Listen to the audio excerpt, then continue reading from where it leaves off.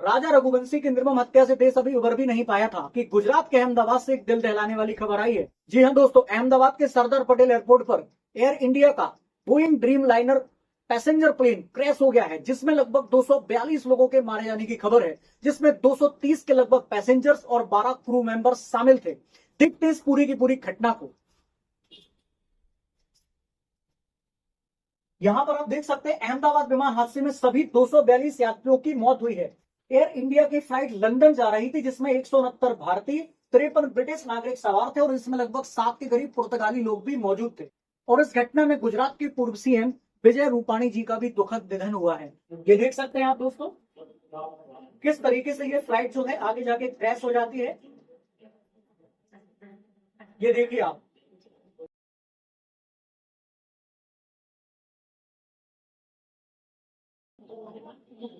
इस तरीके से ये पूरा प्लेन जो है ये क्रैश हुआ। आगे मैं आपको थोड़ा सा बता देता हूं इसके बारे में। होता क्या है दोस्तों कि अहमदाबाद में एयर इंडिया का एक प्लेन था, पैसेंजर प्लेन, जिसका नाम था बोइंग ड्रीम लाइनर। ये अहमदाबाद के सरदार पटेल एयरपोर्ट से कुछ यात्रियों को, यानी कि लगभग 242 के करीब जो लोग थे उसमें मौजूद, उन लोगों को लेकर लंदन ये फ्लाइट जा रही थी। और जैसे ही इसने टेक ऑफ किया और टेक ऑफ करने के थोड़े दूर पर, यानी कि लगभग एयरपोर्ट से 3 किलोमीटर दूर जाने के बाद मेघानी नगर नाम के एक रिहायशी इलाके में कहा जा रहा है कि एयरपोर्ट की दीवार से इसका पंखा जो है टकराया और उसके बाद प्लेन में आग लग गई, जिसकी वजह से क्या हो गया, ये प्लेन क्रैश हो गया। कुछ ही सेकंडों के अंदर ये बहुत बड़े धुएं के गुबार में डूब गया और उसके बाद इसमें बड़ा सा ब्लास्ट हुआ और आगे जाके ये प्लेन जो है एक पास के ही बात करें डॉक्टरों के जो आवासीय हॉस्टल था, उस हॉस्टल में जाके, यानी कि जो उनका मेस था, डॉक्टर्स वहां पर रहते थे, उस मेस में जाकर ये घुस गया। जिसमें क्या था कि जहां पर 50-60 के लगभग डॉक्टर रहा करते थे और वहां पर वो उस समय पर लंच कर रहे थे, दिन में लगभग 1 से 2 के बीच में, और उसी समय पर यह प्लेन क्रैश हो जाता है। आगे देखिएगा आप सभी लोग कि इस प्लेन का नाम है बोइंग 787 ड्रीम लाइनर, जो है क्रैश हुआ है। और ये गुजरात के पूर्व सीएम विजय रूपाणी समेत 242 पैसेंजर इसमें सवार थे। पैसेंजर यहां पर लिखा हुआ है, मैं करेक्ट कर देता हूं, इसमें 230 के लगभग पैसेंजर थे और 12 के लगभग क्रू मेंबर थे। क्रू मेंबर मतलब ये कि जिसमें पायलट और पायलट के अलावा एयर हॉस्टेस वगैरह तमाम स्टाफ जो है फ्लाइट का ये शामिल होता है। तो इतने लोग शामिल थे। यात्रियों में 53 ब्रिटिश नागरिक थे, 7 पुर्तगाली थे और एक कनाडाई नागरिक था, और 169 के लगभग जो है ये भारतीय लोग थे। आगे मैं बताऊंगा कि ज्यादातर लोगों में कौन कौन से लोग शामिल थे। देखिए, इस तरीके से ये जो प्लेन है ये क्रैश होने की इसकी तस्वीर है, और ये प्लेन अहमदाबाद से लंदन की ओर जा रहा था और उसी समय इसमें 1 से 2 के बजे के बीच में हादसा होता है। देखते हैं हादसा किस तरीके से हुआ। देखिए, ये एक मैप है, आप इसको देख सकते हैं। यहाँ पर हादसा कैसे होता है, देखो यहाँ पर ये पूरा जो है रनवे बना हुआ है, यहाँ पर ये पूरा रनवे बना हुआ है, और यहाँ रनवे पर इसने उड़ान कितने बजे भरी, तो लगभग आप देख सकते हैं 1:38 पर इसने दिन में उड़ान भरी थी। यहाँ से इस प्रकार से इसने उड़ान भरी और ये आगे की तरफ बढ़ा। यहाँ पर आप देख सकते हैं ये पूरा रिहायशी इलाका है, और ये रनवे की जो लंबाई है लगभग बात करें हम तो 3505 मीटर, यानी कि लगभग 3.5 किलोमीटर के आसपास का इसका रनवे बना हुआ है।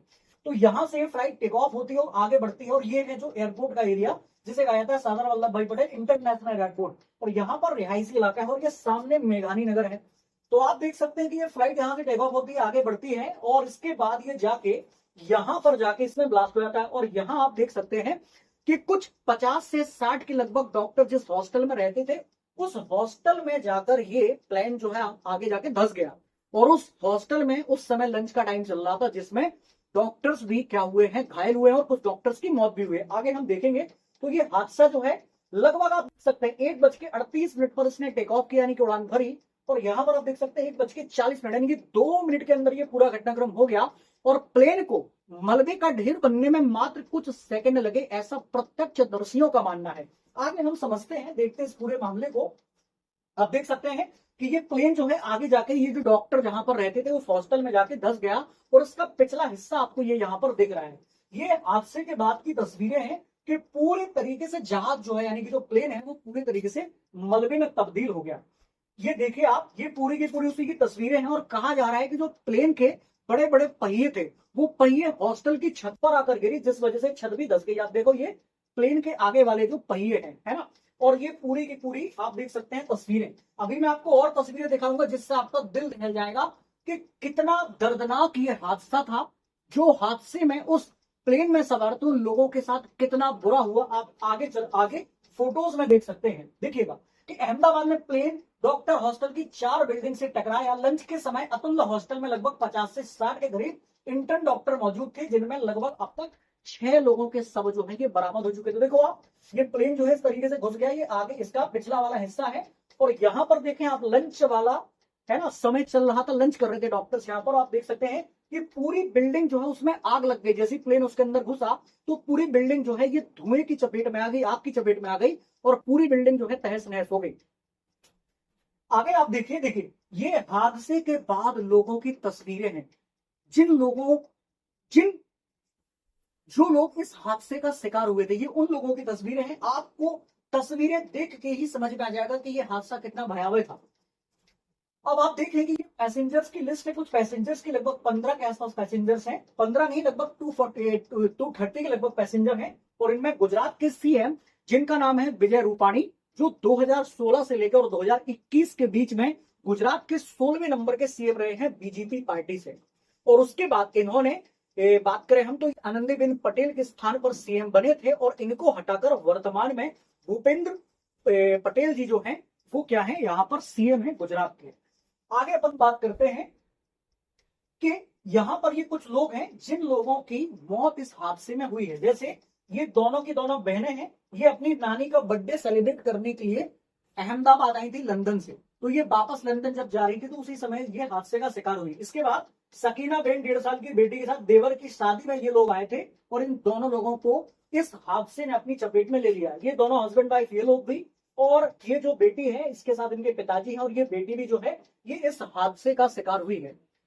आगे आप देख सकते हैं, मैं आपको बताता हूं थोड़ा सा इस बोइंग नाम के प्लेन के बारे में कि ये जो प्लेन हादसे का शिकार हुआ है इसकी हिस्ट्री क्या है। पहले आप इस प्लेन के बारे में थोड़ा सा समझ लीजिए कि बोइंग 787-8 ड्रीम लाइनर विमान जो अमेरिका की बोइंग नाम की एक कंपनी बनाती है।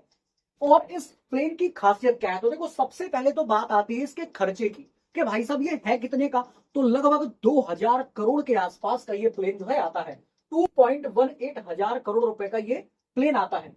और जब से ये बना है और जब से इसने उड़ाने भरना शुरू की और तब से लेके अब तक लगातार इस प्लेन में खराबी होने की खबरें आती रही है। बहुत सारे अमेरिका में ऐसे विसल ब्लोअर रहे हैं जिन लोगों ने इसकी सिक्योरिटी की मेजर्स को लेकर बहुत सारे कंसर्न सरकार के सामने समय समय पर वो लेकर आए हैं। लेकिन बहुत सारे ऐसे विसल ब्लोअर रहे हैं जो क्या करते हैं, धोखाधड़ी के बारे में लोगों को जागरूक करते हैं। उनकी रहस्यमयी तौर पे मौत भी हो गई, ऐसी घटनाएं भी सामने आई है। तो देखें आप, लंबाई इसकी कितनी है, लगभग 56.70 मीटर के आसपास। विंग यानी कि जो पंख है उनकी चौड़ाई कितनी है, तो 60 मीटर के आसपास। ऊंचाई इसकी कितनी है, तो लगभग 17 मीटर के आसपास, 16.90। फ्यूल की कैपेसिटी कितनी है, तो इसमें फ्यूल कितना लगता है, लगभग बात कर सकते हैं आप 1.25 लाख लीटर का इसका टैंक है जिसमें फ्यूल आता है। ठीक है, अधिकतम रेंज इसकी कितनी है, तो याद रखना 13,620 किलोमीटर ये एक बार में उड़ान भर सकता है, एक बार फ्यूलिंग होने के बाद।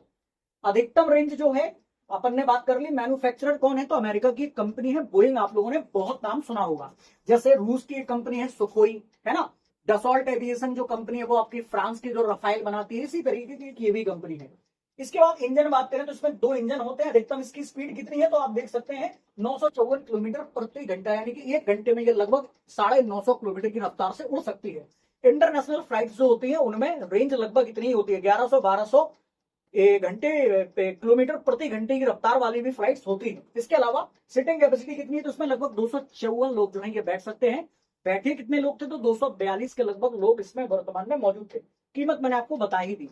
अब यहां पर थोड़ा सा मैंने आपको इसके बारे में बता दिया, अब इसकी थोड़ी सी हिस्ट्री के बारे में बताता हूं कि बोइंग नाम का जो प्लेन है ये अमेरिका की इस कंपनी ने कब से बनाना शुरू किया, कब से इसकी उड़ान भरी, और भारत ने इसको कब से परचेज करना शुरू किया। तो देखिए आप यहां पर बोइंग 787 ड्रीम लाइनर और ये प्लेन है, और यहां पर आप देख सकते हैं कि यूनाइटेड स्टेट की ये कंपनी है। और यहां पर बात करें हम तो अब तक ये मई 2025 तक कितनी फ्लाइट्स बना चुकी है, तो 1189 फ्लाइट्स जो है इस कंपनी ने मैन्युफैक्चर कर चुकी है अब तक।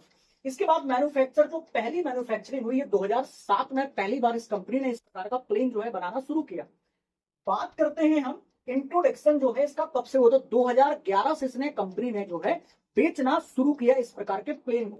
अगली बात करते हैं इसने पहली बार उड़ान कब भरी, तो बना इतने में, और 2009 में इसकी पहली टेस्टिंग होती है। कब? दिसंबर 15 को। अब बात आती है भारत में भाई साहब कि ये प्लेन कब से खरीदा, इस प्रकार का ये जो प्लेन है इसको भारत ने कब से खरीदा, इस पर भी बात करते हैं। तो देखो अक्टूबर 5 यानी कि 5 अक्टूबर 2012 को Indian state carrier Air India becomes the first carrier to take position of the Dreamliner, यानी कि पहली बार लगभग बात करें हम तो 2012 में भारत ने इसको क्या किया था, खरीदा था और अपनी सामान्य उड़ानों में या इंटरनेशनल उड़ानों में इस प्लेन को जो है शामिल किया था। अब इस प्लेन के साथ ही इसकी कंट्रोवर्सीज भी बहुत सारी जुड़ी हुई है, उन कंट्रोवर्सी की तरफ मैं भी आपको लेकर चलता हूं, देखिएगा। तो कंट्रोवर्सी रिलेटेड टू बोइंग, अब कौन कौन सी इसमें खराबियों की बात लंबे समय से की जा रही है। एक जानकारी मैं आपको और दे दूं कि लगातार इसमें जब कंप्लेंट मिल रही थी तो अभी अमेरिका की उस कंपनी ने क्या किया था, इसको लगभग 3 महीने पहले बैन किया था कि अब भैया कोई भी देश जिसके पास ये बोइंग नाम का प्लेन होगा अभी उसमें उड़ान मत भरिएगा, या उसकी उड़ान जो है बैन की गई है। पहले हम उसमें क्या कर सकते हैं, पहले हम उसमें सुधार करने का प्रयास कर रहे हैं और उसके बाद फिर हम आपको क्लीन चिट देंगे, लेकिन उसके बाद भी निरंतर तौर पर इनकी उड़ानें जो है ये जारी थी। देखिए सबसे पहले जो विवाद है वो क्या है, लिथियम आयन बैटरियों में आग लगना। 3 महीने पहले दुनिया में ड्रीम लाइनर नहीं उड़ा, तो 3 महीने से ये उड़ा ही नहीं है, भारत में उड़ रहा है धड़ल्ले से।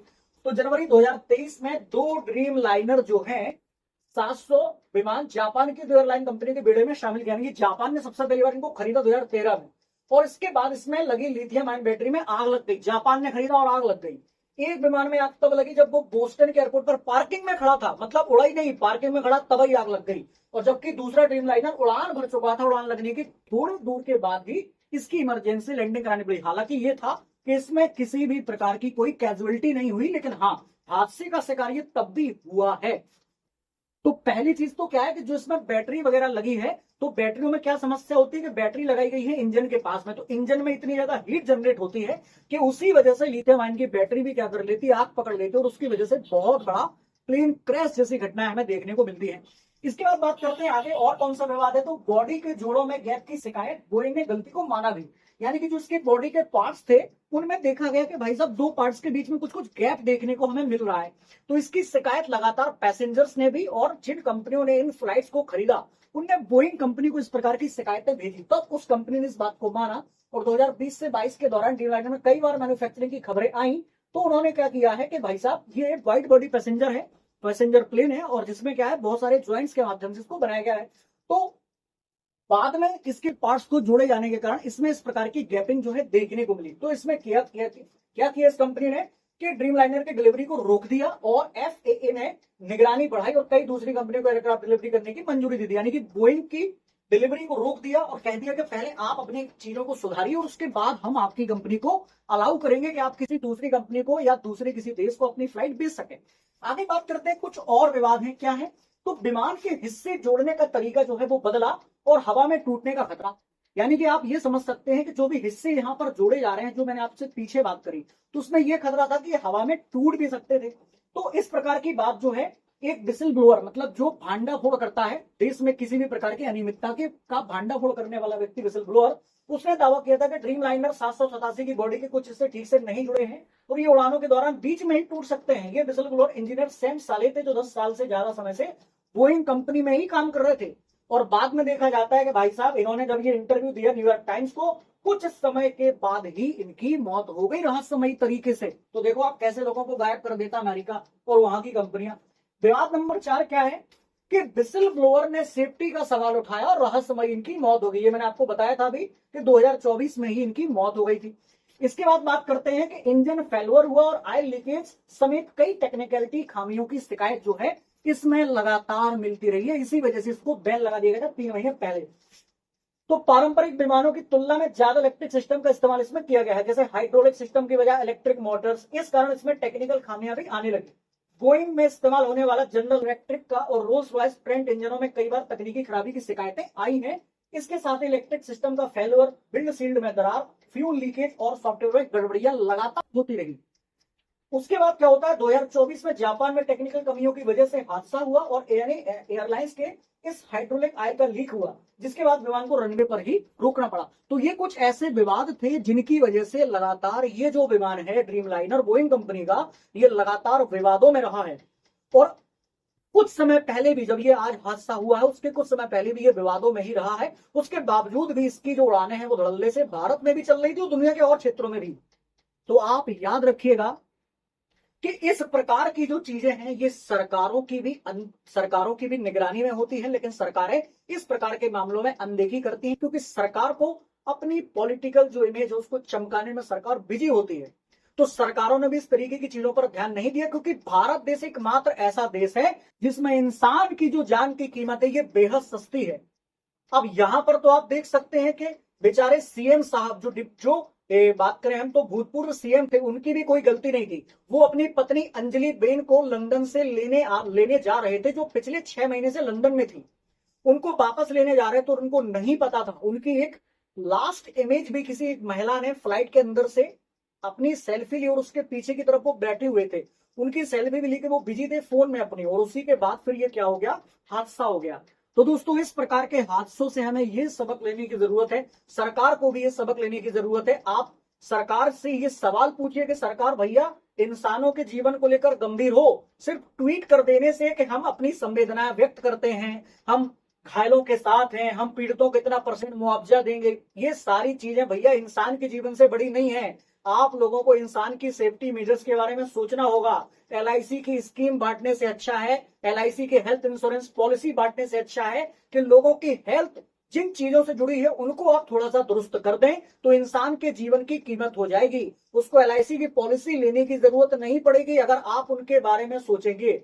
आपने जनधन योजना तो बना दी, जनधन योजना के साथ साथ आपने प्रधानमंत्री बात करें हम तो ये जो बात 5 लाख का इलाज जो होता है फ्री में, ये सारी चीजें भी आपने कर दी। लेकिन इसके साथ साथ इलाज से भी पहले अगर आप उसका इलाज ये कर लेंगे कि भाई साहब इस प्रकार की घटनाओं को लेकर आप संवेदनशील हो जाएंगे, और जहां जहां पर इस तरीके की खामियां हैं, चाहे वो एयरफोर्स में हो, चाहे वो नेवी में हो, और चाहे वो बात करें सामान्य फाइटर प्लेन और या सामान्य पैसेंजर प्लेन हो, इंसान इंसान है, चाहे कहीं पर भी उसकी जान की वैल्यू है। तो प्लीज सरकार से मेरी यही गुजारिश है कि इस प्रकार की जो विदेशी कंपनियां हैं उन पर से निर्भरता कम से कम की जाए, और भारत के प्राइवेट पार्टनर्स को इस प्रकार की व्यवस्थाएं मुहैया कराई जाए, ताकि भारत में भी इस प्रकार की फ्लाइट्स बन सकें, और भारत में फ्लाइट्स बनने के साथ साथ सेफ्टी मेजर्स जो हैं उनको प्रायोरिटी पर रखा जाए, क्योंकि इंसान के जीवन से बड़ी कोई भी चीज नहीं हो सकती है। तो ये पूरा का पूरा मुद्दा जो मैंने आपको समझाया है, आपको कैसा लगा, अपनी प्रतिक्रिया कमेंट के माध्यम से दे सकते हैं। अगर आप चैनल पर पहली बार हो तो प्लीज चैनल को सब्सक्राइब करिएगा, और तमाम इस घटना में मृत्यु को प्राप्त करने वाले तमाम लोगों के लिए मेरी दुखद संवेदनाएं, उनके परिवार के साथ हम सभी लोग, हमारा पूरा परिवार साथ है। मिलते हैं अगली क्लास में। All the best. भारत माता की जय।